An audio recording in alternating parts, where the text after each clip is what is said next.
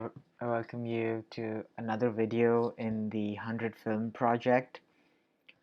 The film I want to review, and this is just an update on the project in general. I feel like, in addition to films, I'd also like to talk about some of the documentary series and TV shows that I've seen, which I will also make part of this project, and I consider them as versions of film. So, one of the series I saw this week was Full Swing.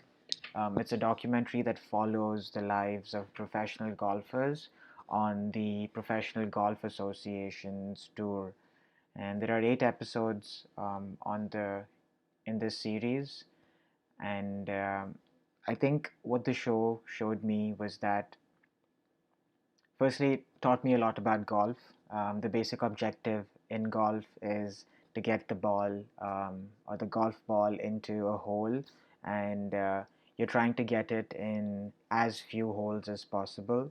So, the more holes you take, the more um, marks or points you get, and the person that gets the highest points is not the person that wins, but it's the person that loses. And the person that can get it in the lowest number of shots is the one that wins.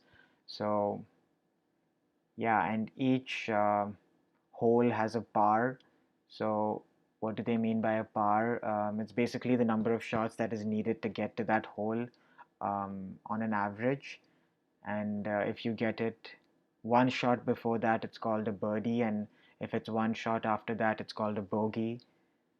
Um, Yeah, and I may be getting some of it wrong, but my favorite episodes were episode 1, 2, and episode 8.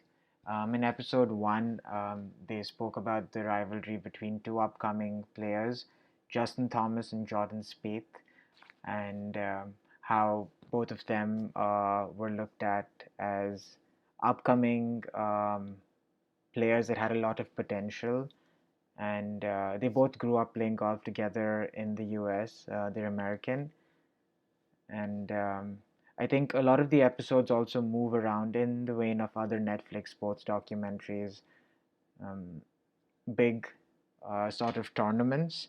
So there are 4 major tournaments in golf: the Open, the PGA Tour Championship, and there are 2 more: the Atlanta Masters and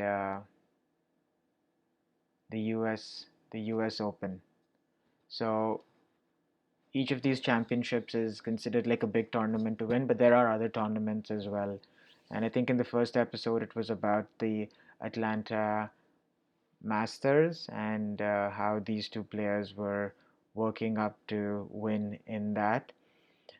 The second episode was between one of the best players in the world today, Scotty Scheffler, and Brian Foinska, and it was their rivalry. Brian had won a lot of major tournaments early on in his career, but was struggling now. I think what I saw was that golf is also a mind game. It's about how you can be calm and present. And in the second episode, Scotty was always very relaxed and calm, but he was very present when he had to make a shot, whereas Brian couldn't replicate that sort of calm presence when he was making the shot and was in his mind.